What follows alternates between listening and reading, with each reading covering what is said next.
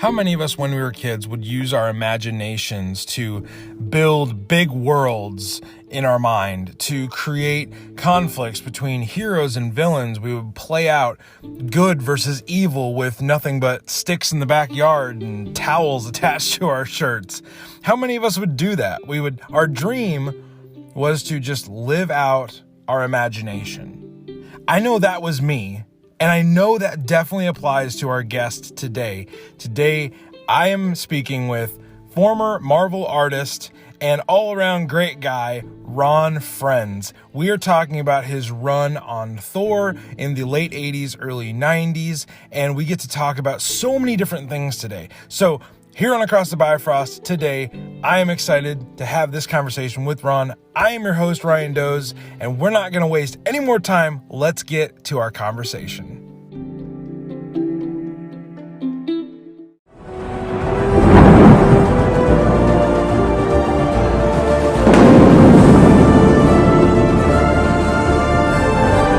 Whosoever holds this hammer, if he be worthy, shall possess the power of Thor.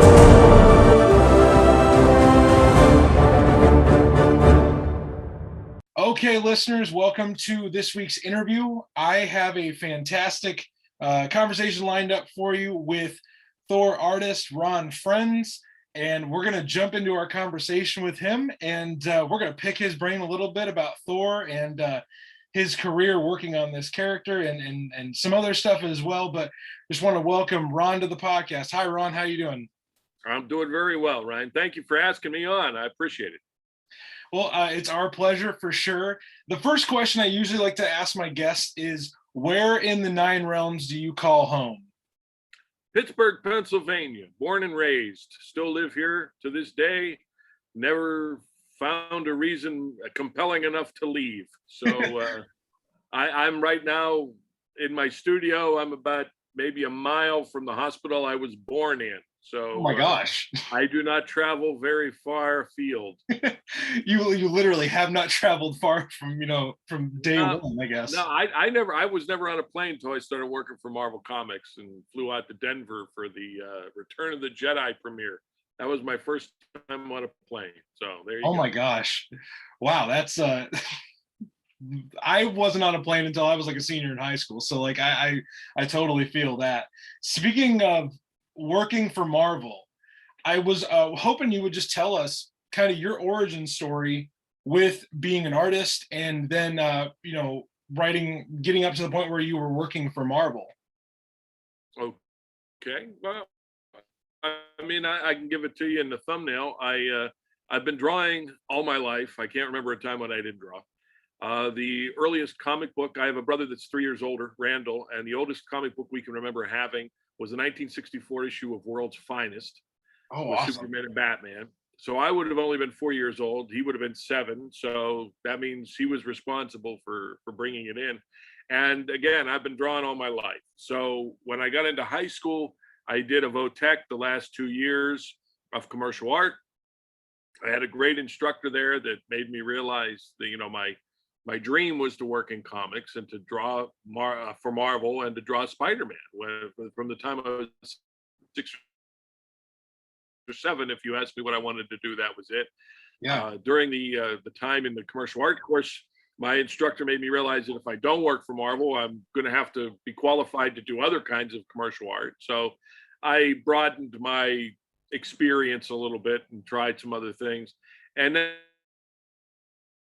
I also won a half scholarship to the 2-year school of the Art Institute of Pittsburgh. And I spent another 2 years kind of broadening my abilities and my skill, and but never lost my love for comics. So my intention was always to try to get in at Marvel. Jim Shooter, who's also from Pittsburgh, who was the editor-in-chief at the time, was appearing in Pittsburgh at a shop. And I showed him my samples. He seemed to like them. He told me to send them in, Xerox them and send them in. I did.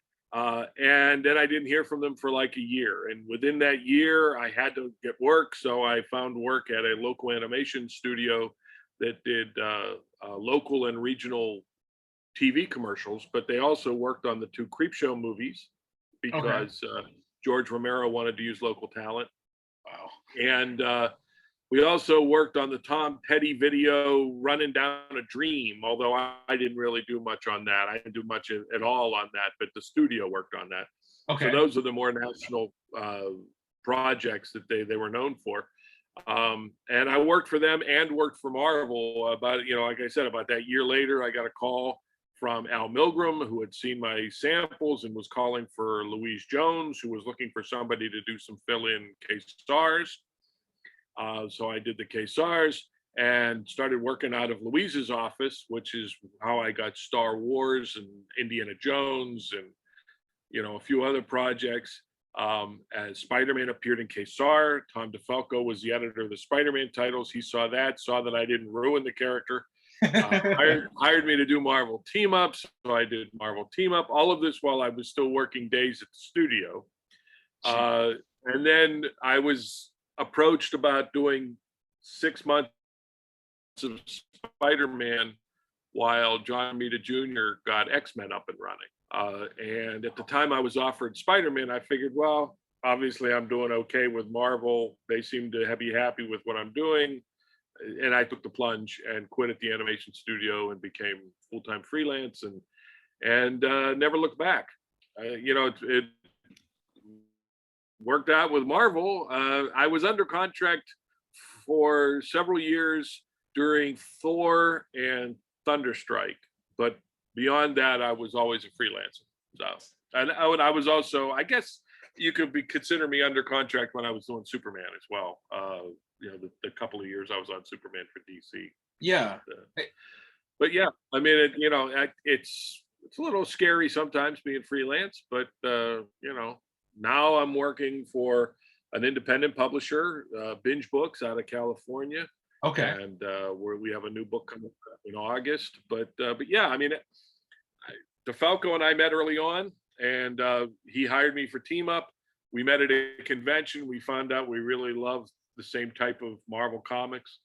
And so Danny Fingeroth put us together on Spider-Man. And, it's like finding the other half of your brain. I mean, I love working with DeFalco. If I had my choice, I'd never work with anybody else. But sometimes fate steps in, and you have to find other alternatives. You have to have your own different team up, I guess. Yeah, you have to be open to it anyway. I've had some people say that working with DeFalco held me back. I don't believe that at all.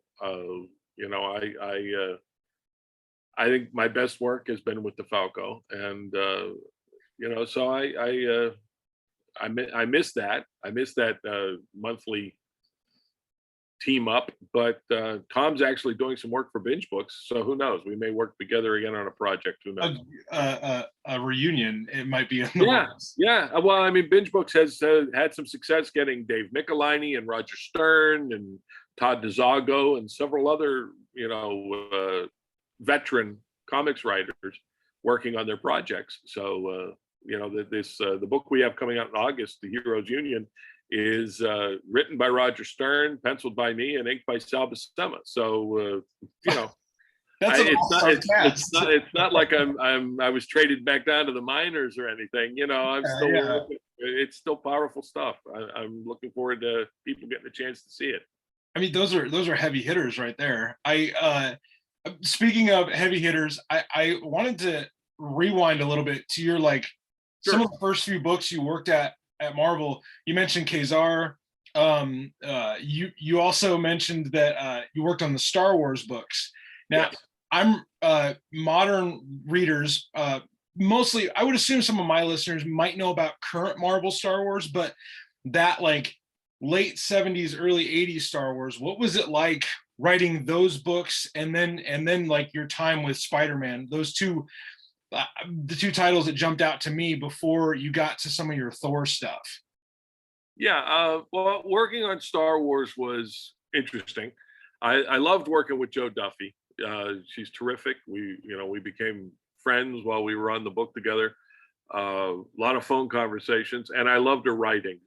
The fact that she was able to capture that humor that made the first trilogy so special, and made Marvel Comics so special. So I really enjoyed that aspect of it, and everything I learned about partnership, I learned from Joe Duffy, which I think made me a better partner for DeFalco. So I enjoyed the work experience a lot. Louise Jones, Danny Fingeroth were the editorial team. They were a lot of fun to work with, and very easy to work with. Lucasfilm, they were occasionally a pain, because I mean, what your younger viewers might not realize is Marvel was the first to license those characters before the novels and before all that other stuff. Before the extended universe that they talk about now, Marvel was first. And we had a couple of hiccups. I understand Dave Michelinie. Before we got there, Dave Michelinie wanted to do a story with a second Death Star, and of course they went no. We'll never do that. Yes, we had the characters that we created. What were they called? The Losbys? Yeah, the Hoojibs were the little bunny guys that Walt created. The Losbys that we did in an issue looked a lot more. They were very wide-eyed, and they looked a lot more like stuffed animals. And we didn't realize it at the time, but we were stepping on the toes of the Return of the Jedi. What the heck were they called? The Ewoks were coming. The Ewoks, yes. We didn't know about the Ewoks, but when Lucasfilm saw our original Losbys, they kind of choked and went, well, no, they have to be redrawn. So Tom Palmer went and made them more kitty cat-like. He gave them more like kitty cat eyes, and they colored them pink and blue and all this kind of stuff. Because originally they were tan and brown and had wide eyes and this whole bit.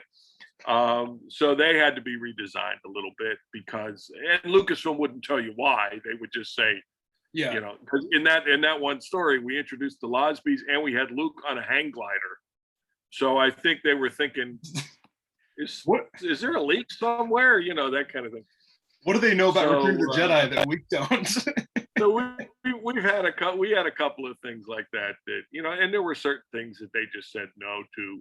But they also, I mean, once the extended universe began and they started doing children's books and all this kind of stuff, the Hoojib showed up in children's books. So a lot of the stuff that Marvel was creating, was absorbed into the larger Lucasfilm world, and that's kind of cool too. I don't think. I mean, aside from the Losbys, I don't think there's anything directly that I created that really made an impact. But I enjoyed working on all those characters, Rick Dool and Danny, and those characters like that were a lot of fun. And working with Joe was great. So I mean, I was a big Luke Skywalker fan, and enjoyed doing that aspect of it. I got to do him at a pretty cool point between Empire Strikes Back and Return. I only stuck around for like one or two issues past Return of the Jedi, but and that was interesting because Joe had this story where Boba Fett got out of the Sarlacc pit, and of course the edict from Lucasfilm was, okay, you can do the story, but he has to be back in the Sarlacc by the end of the story. And she just okay, and she kind of played it for comedy, So that was another Lucasfilm edict, yeah. And then of course he was doomed to not get back out of the Sarlacc until Mandalorian. So there you go. And boy, did he come back! My gosh, yeah. See? Well, you mentioned earlier on that you're like, when you were a kid, like Spider-Man was your guy, so you got to draw Spider-Man for a while. And was it like a dream come true at that point? Did you think it could get any better than drawing Spider-Man? It can't get any better than drawing Spider-Man. Drawing Spider-Man with Tom DeFalco is the best thing in the world. I'd still be doing it if I didn't get fired. I mean, DeFalco and I were fired by Jim Owsley. Otherwise, I'd still be hanging onto my desk, and they'd have to pull me off by my ankles. Yeah, no, I get that entirely. Was there anything about drawing Spider-Man that just like when you would get other pitches or projects, like of things to work on, was Spider-Man just like, no, I'm good, I'm getting to draw Spider-Man? Oh yeah. I mean, like I said, working with DeFalco on Spider-Man was an absolute pleasure. It only became a little rocky when the editorial personnel shifted, and then it became a trial. I don't know why. I can't speak to why any of it happened, but what happened was the schedule started to get away from us, not by any fault of our own. I mean, Tom DeFalco was doing some traveling, but Tom's never been late with anything in his life. But the editor decided that at one point he flew to Pittsburgh with DeFalco, and he gave us a schedule that we had to meet to continue working on Spider-Man. And so we went back to our corners, and within a few weeks, we met that schedule. And then he gave us a new schedule that we had to meet that said we were already late. And there were the games like that were being played that honestly, all I can think is that he just didn't like what we were doing. He referred to our Spider-Man as the boring corporate Spider-Man. Okay. And he had already fired Al Milgrom and Louise Jones and their art teams. And he was more interested in what Peter David was doing on Peter Parker, which, the death of Jean DeWolf and all that kind of stuff. And he was also interested in the darker, you remember like the Mark Beecham stuff? You remember that? I will be honest. I am not the biggest like Spider-Man completist. Okay. Like I'll catch an issue here or there. There was an illustrator named Mark Beecham that was very much the kind of look he was looking for, and he wanted more grim and gritty on Spider-Man. He wanted more street level stuff and everything. So, his feeling was that DeFalco and I were doing the boring corporate Spider-Man, and I think he was looking for reasons to get us off the book. He was either trying to force us off by schedule or whatever it took. At one point, he claims that at the time he fired us, he was planning like a quarterly book because we couldn't meet a schedule. He was planning a quarterly book that would keep us off doing bland corporate Spider-Man, but no plans were ever really made for that title. Okay. And at the time we were fired, Virginia Ramita, who was the scheduler, the schedule coordinator, came into DeFalco and said, "You're the most on time of everybody in the house. I use you guys as the example to beat other people over the head. What's going on?" And Tom said, "You're going to have to go talk to the editor." I have no idea. Well, so so that last period on Spider-Man was not ideal. Okay. But we worked very, very hard to stay where we were because we both really enjoyed the title. If you're talking about a guy who wanted to do Spider-Man since he was 6 or 7 and then finally gets a chance to do Spider-Man, I was not being, nonchalant about the schedule. I was very interested in keeping that job, but it just was not to be. And things like that happened. It knocked me off my pins for a while. The only other thing I had going on at the time was I was scheduled to do a graphic novel with Joe Duffy, a Punisher graphic novel called Assassin's Guild. It was ultimately done by Jorge Safino, and he did a fantastic, much better job than I ever could have done. Okay. And I was locked up on that. I wasn't able to really work on that well, and so I gave that back, and that damaged my standing with Marvel to some degree. I got a real lecture from the editor on that project, and so I wasn't sure what was going to happen next, and I was scared. I figured I might have to get a real job, but what ended up happening was Ralph Macchio offered me 2 fill-in Thors. At the same time, Mike Carlin offered me the first Superman annual with Titano, the one I did with John Byrne wrote it. So those 3 projects all kind of happened at the same time. So I figured, okay, I'm back. I slowly rebuilt my confidence, and Brett Breeding inked those 3 projects, and he and I have been friends for years, and so things started feeling like they were back on the right track. So you have and like he's a bulk of what I wanted to talk about a little bit later on, but you keep mentioning Tom DeFalco and how formative really like your guys' relationship was creatively. I just wanted to like my introduction to your artwork is really these 2 issues of Thor behind me. I've got issue 403 It's an Enchantress Executioner story. I freaking love Enchantress and Executioner. And then this great, I bought this literally by the cover alone because I wanted to see what was inside of it.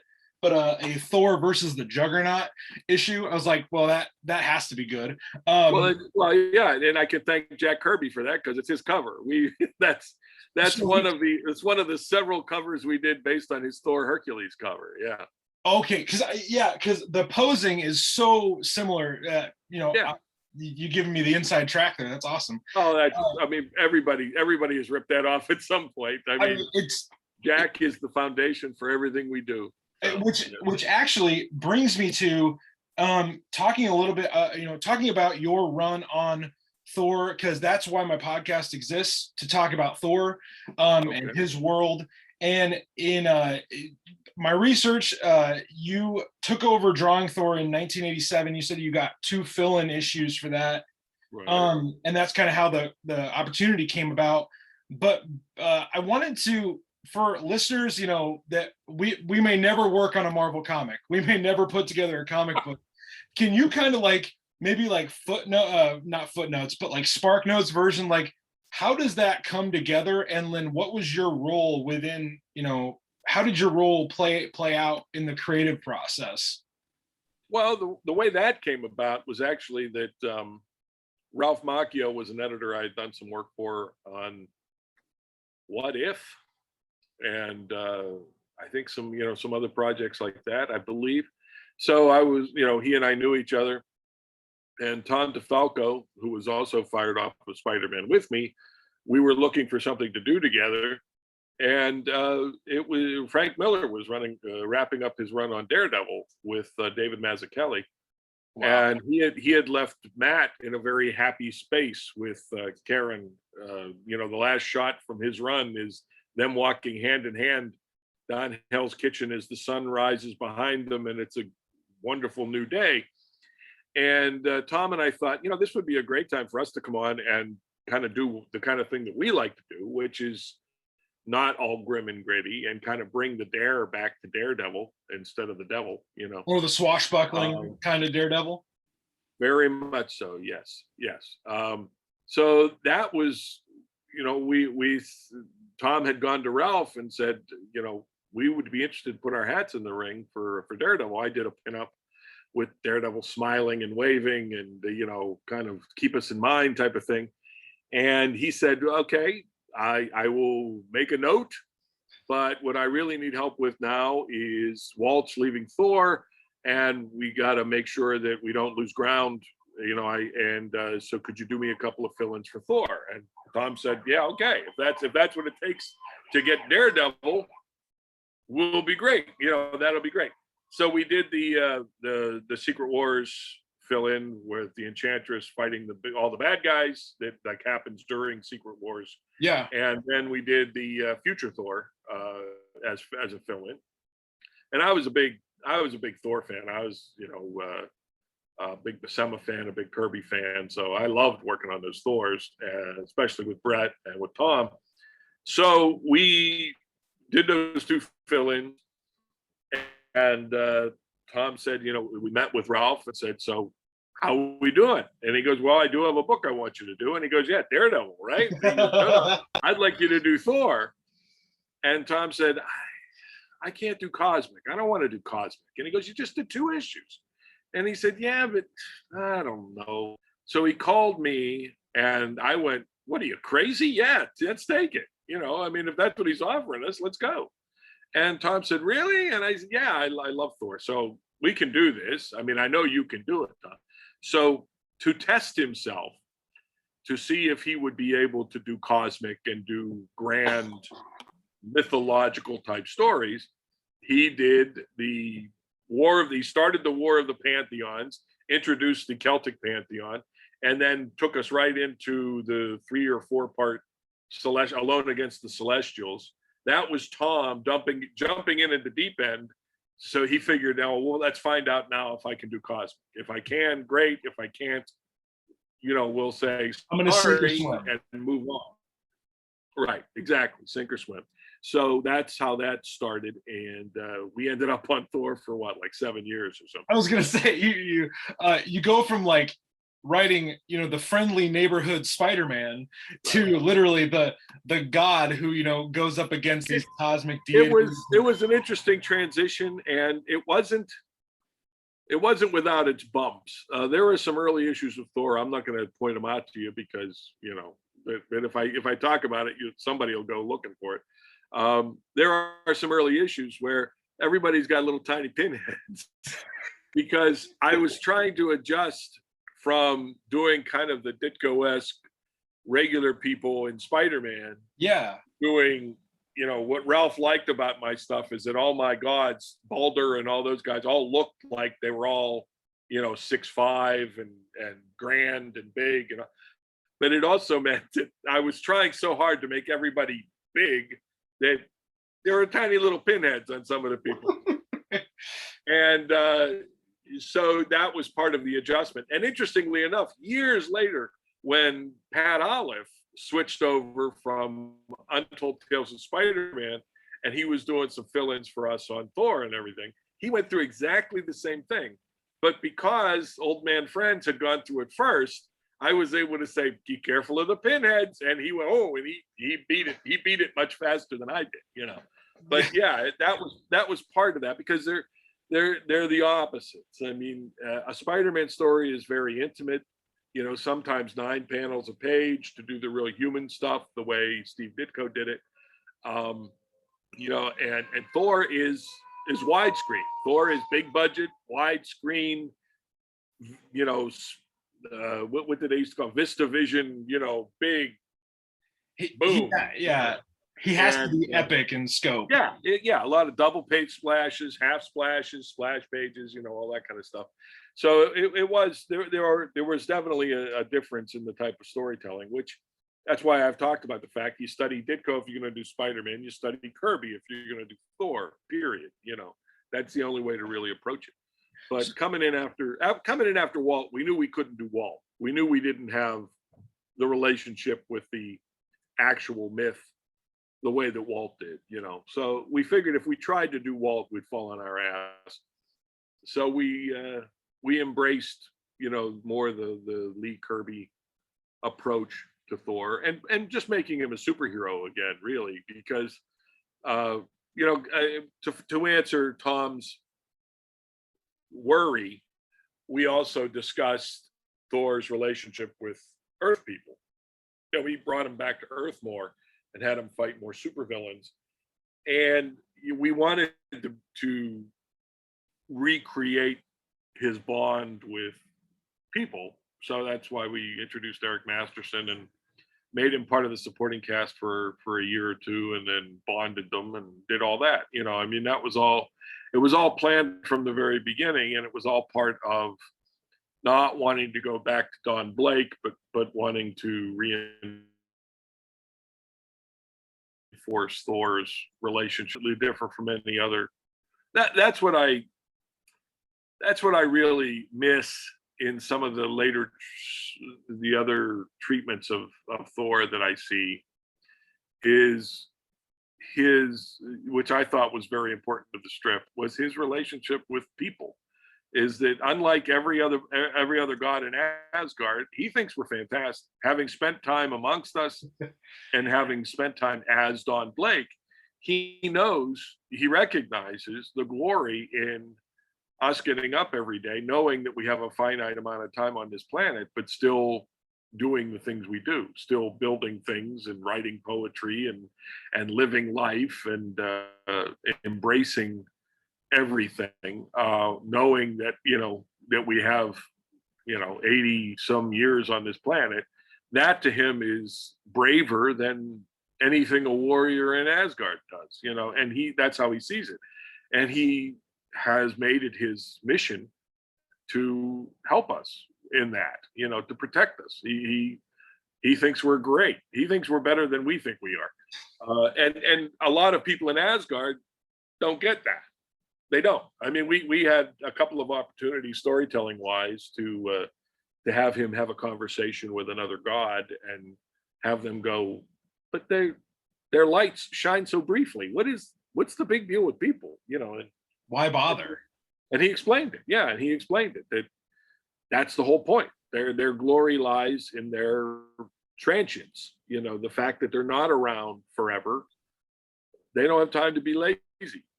They go out and do it, and they deserve a kudos for that. And I've always enjoyed that aspect of Thor.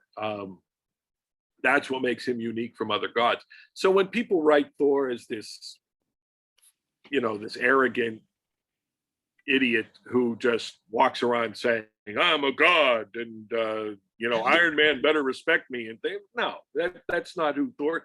Remember, in the same way that in Spider-Man's origin, Peter Parker learned with great power, there must also come great responsibility. Thor's origin of Don Blake rediscovering his godhood was all about him learning humility. Yes. Thor is not arrogant. That's Hercules. Thor is not arrogant. Thor is, the origin of Thor is him going from an arrogant child to a sympathetic adult. And I thought the movie, even without Don Blake, I thought the original movie captured that really very well. He learned how to serve something larger than himself. Absolutely. And had this, this relationship with Earth. So that's always been the core of the character to me. When we did, unfortunately, not a lot of people saw it, but back in like 2010, we did a 5-issue Thunderstrike miniseries where we did the 616 version of Kevin taking over as Thunderstrike. And that's Kevin Masterson, right?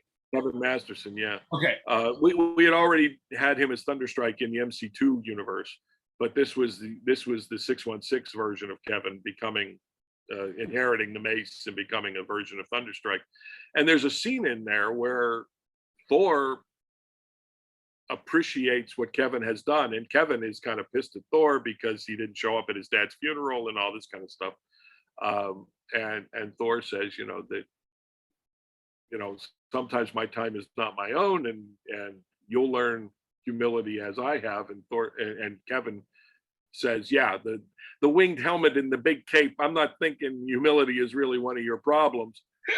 And Thor again makes the point that I'm humbled every time I think of Eric's sacrifice, and every time I see a human willing to sacrifice themselves, I'm humbled. And he said, as I was with your willingness to sacrifice. And he actually kneels and bows to Kevin.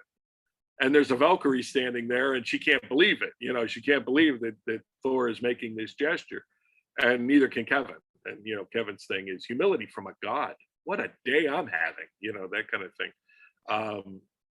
So I've always thought that was really the core of the character, and it's not always served as well as I would hope. But there has to be room for other treatments of the character. I mean, I don't have all the answers on Thor, but that's just my personal opinion. When and over 60 years of that character existing in Marvel Comics, like so many different creators have had their hand at interpreting him. So luckily there's bound to be other interpretations, and Thor's gone through a lot. Yeah. So. And I mean his first issues are in the early 60s. We're bound to early on, Ryan. Early on, the origin of Thor is really Don Blake becomes Thor. They didn't come up with the idea that he was always Thor and Don Blake was created by Odin until years later. So there's that. That was retroactive. That was a retrofit, because early on, Don Blake finds the cane, finds the hammer, whosoever holds his hammer, if he be worthy, shall possess the power of Thor. But then as he started to meet the other gods, they kind of lost track of that. And he's just Thor. And they're going, well, wait a minute. Stan finally said, well, how is that? How are we making this work? And they finally, but it wasn't until much later that they finally told the story of how Odin created Don Blake to teach Thor humility. That was years later. So, that was the first big retroactive retrofit on Thor, which explained a lot and further defined his relationship with people. So actually, as Ron, as a part of this podcast, every Thursday I release an episode that's a little different than my Monday episodes, called my Throwback Thursday episode, and I'm going issue by issue through the history of Thor, and I think I'm at like Journey into Mystery 100 right now. So I'm still very early on, but like my goal is to do every issue of Thor's main run. I think the one I'm talking about is the one that had this cover behind me here, isn't it? Okay, let me take a look. Wow. I'll have to. I have to put my glasses on to read what issue number it is. Hang on a second. Yeah, go for it. It's 158 after it had become the Mighty Thor. Okay, so they finally told that story. Now that I might be wrong though, that might not be that issue. But I've got a little bit of time before I get there. Well, I think it was the issue that has him fighting a storm giant on the cover actually. But it was it was into the Kirby Coletta phase and all this kind of stuff that they finally decided to create that backstory. Until then, there was the big question of, well, wait a minute. If he's not Don Blake who became Thor, if he's always been Thor, then where did Don Blake come from? And they finally answered that question, So so that whole relationship with people it was always something that was being played with. But I don't like it when they play Thor as the arrogant God character, especially when he's interacting with the Avengers, because I've seen him act that way with Tony Stark, like I'll just put you down. Like when Asgard was hanging out over Montana or something like that. Oklahoma. He had a big fight with Oklahoma. He had a big fight, one of the big square states. He had a big fight with Tony Stark where he treated Tony like, what are you wasting your time for, you bug? I can smash you, and it's like Tony was one of his best friends. He would march through hell for Captain America. He respects Steve so much that he took orders from Cap. He respects the other Avengers incredibly. Yeah. So I don't see him ever taking that kind of an attitude. That's Hercules. Hercules will take that attitude. If he doesn't respect the Avengers, then he's just Odin. Then he's just his dad. He respects you and me more than he's been shown to respect the Avengers at times. And that's just how I see the character. So you've mentioned a few times a name that I really want to get your opinion of as an artist. You've mentioned Jack Kirby's name a few times. Yes. And when you come onto a book that he is, he's known for so many things. He's called the King for a reason. Sure. But specifically with Jack Kirby's Thor, what did you look back at his interpretation of the character and draw from it? In fact, it was a bone of contention with Brett Breeding, unfortunately, because those first two fill-ins I did were my natural style, which tends to be more Sal Buscema, John Buscema, type of thing. And Brett really likes that. Brett's a Buscema fan from way back, a John Buscema fan. So he enjoyed that stuff. But when I got the regular assignment, I went back and started looking at Kirby. And I started to interpret that. I started to use that in my penciling work, and Brett wasn't comfortable with it. He didn't like it. He found himself actually trying to change some Kirby shots into more Buscema shots and things like that, and to varying degrees of success. And I felt bad about it, but I thought it was something that was really necessary to capture what I wanted to capture, which was anytime you do a character, you don't want to just be the next guy in a 60-year-long game of telephone, right? If you only look at the guy right before you, then it becomes like, the game of telephone that I'm talking about, where everybody tells a story, and as you get to the end, suddenly, it's like At one point, Storm was given a black leather costume that had black on it, but they left it white. Instead of putting like a blue for a blue black or a gray for a gray black, they just used black and they left it white. Over time, that became a white costume because people stopped putting the black in it. But nobody decided, I don't think anybody ever decided, oh, by the way, Storm now has a white costume. It started out as a black costume, and people started doing less and less black shading, and it becomes a white costume. The same thing happened with the Beast. The Beast went from gray when he was first the hairy beast in this astonishing, what was it, Astonishing Tales, whatever book it was, I don't know. But when Hank McCoy first became the Beast, he was gray. They kind of went the way they would do with the Hulk, where originally he had gray fur, and then they decided no, he has black fur.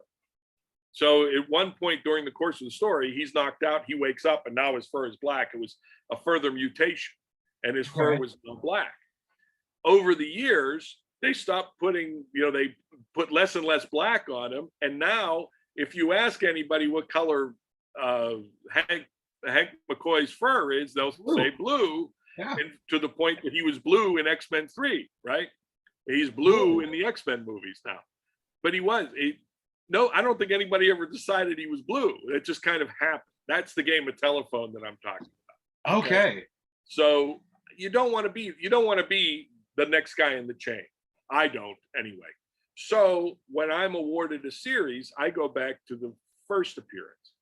Okay. And I read all the Lee Ditko Spider-Mans to find out what made Spider-Man different and unique.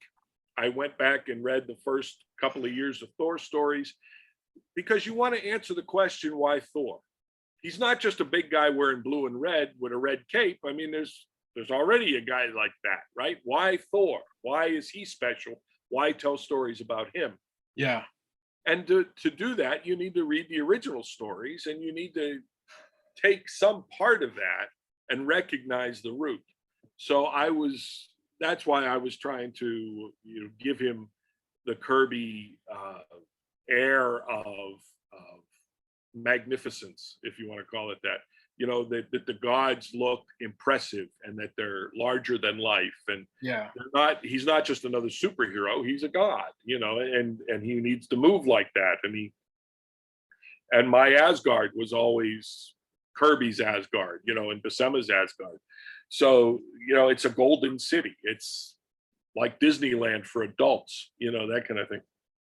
I mean, we did a couple of stories in Asgard where Tom would say, these Asgardians walk down an alley, and I'm going, I wonder what an Asgardian alley would look like, because it's not going to have garbage cans and stuff, I mean, so it was like cobblestone and kind of cool looking. It was, it wasn't an alley like in New York. It was different, and I have a very firm idea in my mind of what Asgard looks like. In fact, the first movie captured it really, really well. Yeah. With the giant golden statues and a lot of the plazas and a lot of trees and all this kind of stuff, mixed in, a lot of nature mixed in with all the really cool Kirby architecture and stuff. So I thought they did a wonderful job with Asgard when all the times that it was shown in the films.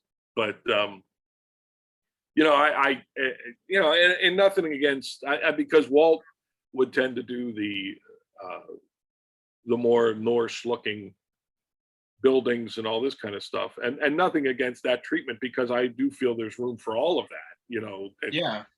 If you go to an Asgardian suburb, I mean, even in our stories, we showed that there were farmers and stuff, that there were suburbs outside the Golden City that would look more like that, So, it all works one way or the other. But yeah, you have to develop your own sense of who these characters are and what they look like. I actually have a friend from that I met in junior high. We became very close in high school.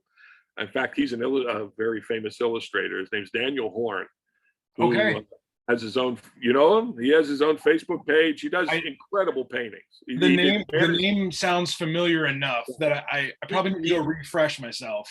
He did fantasy paintings for a while. Now he does like Hammer Film monster paintings and stuff. The guy, he's incredibly talented, but he and I met in high school and have stayed friends to this day. And quite frankly, he was my model for Thor because he was much taller than me, handsome as hell, and everybody loved the guy.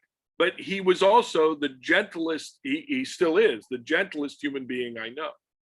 He used to play hockey in high school, and he would tell stories about bench clearing fights that they would have and everything, right? But if you heard him talk, he has a very gentle voice. He has a very gentle demeanor. He's just the most loving person you've ever met in your life. And he was how I saw Thor. Okay. So I was able to kind of get a handle on who I thought this character was. Frankly, I think Chris Hemsworth does it all very, very well. I mean, I don't like the fact that they've colloquialized him as quickly as they have in the movies. But the other thing is you have to, 60 years of comic books isn't the same as movies that are being told in real time. Thor would become more colloquial as he spent more time around us. Yeah. I mean, for us, we brought in Eric Masterson. We had Eric Masterson take over to make our Thor colloquial, because I do miss some of the, I thought they played it really well, but I miss some of the more godlike Thor. The interaction between Thor and Loki in the first Avengers movie just was fantastic. It broke my heart. It broke my heart. I think they've done a wonderful job with that relationship. I'm jealous of it because by the time DeFalco and I got to Loki, he was pretty much lost. I mean, he was the sociopath. I mean, he was pretty irredeemable. Yeah. So we never forgot that Thor loved him. We never forgot that he and Thor were brothers and were raised together. Yeah. In fact, when we did that issue where Thor killed him, Thor did kill him. He made the decision to kill him, and he did kill him. He just was able to survive it. Even in that moment, if you remember, Thor was saying that you'll always be the brother that I loved, and Loki said, and you'll always be the object of my hatred, because he was so jealous and everything. But that was always a heartbreaking relationship for me, because Thor remembered what it was like to be best friends with Loki and be brothers. He never realized that Loki was resenting him all that time. So I want to get into your and Tom's maybe dissect and dig that apart. But when you're talking about Thor and Loki's relationship, I don't know how deep into the Star Wars movies you've gotten, but I've always chosen to look at their relationship kind of like Anakin and Obi-Wan in Revenge of the Sith. And when Obi-Wan is, he is upstanding and he says, I love you, and Anakin's like, no, I freaking hate you. So I mean, very similar. I do feel that as they got into whatever the teenage years are and stuff, they started to go separate directions. But Thor was always unaware that Loki resented him as the firstborn prince, and Loki resented him as being. It's a human thing. I don't know if you've ever noticed, but if you watch siblings, sometimes whatever the older sibling is, the younger sibling is going to choose to be the opposite. Absolutely. Yeah. I'm a middle child myself, and I have a brother that's 13 years older that I never really grew up with. He was already away at college by the time I could form a thought. But I have a brother that's 3 years older. And it's not something that you decide. It's not something you choose, but it's whatever that sibling is, you tend to find your own thing. You want to be something else, right? And based on how you feel about that person. And Loki, for whatever reason, I don't know if it was ever established in the Lee Kirby stuff when Loki found out he was adopted. I always kind of assumed Loki always knew he was adopted, because in the original story, in the Tales of Asgard, where they find Loki, Odin holds him up and shows him to the soldiers and says, I'm going to adopt his kid. right? So it's not like no one knew. yeah, so it wasn't a secret. So I don't know how it was a secret in the movies, but obviously Loki doesn't know until the first movie that he was adopted, that he's a storm giant. So I always assumed that Loki knew he was adopted, and that was part of the issue, that he resented Thor very early on because Thor was the natural son, and that he knew he was never going to hold the throne, and all of those things. But Thor was not aware of that. Thor loved Loki like a brother. It was his brother. I mean, he never gave it another thought. He would have given his life for him at any given point. So, yeah, I mean, even more so than Anakin and Obi-Wan, because they grew up together. I mean, when we have Thor say, "You're always going to be the trusted friend of my youth," the shot of them is as like preteens riding on horses together. I mean, yeah. Forget that they, met each other and had an age difference where one was, trained the other one. I mean, they grew up together. Yeah. And it broke Thor's heart to do what he did to Loki. They've played with that relationship for, since we've been gone. I mean, Thor, at one point Loki was gone, and it was Thor wanting him back so desperately that reincarnated Loki again.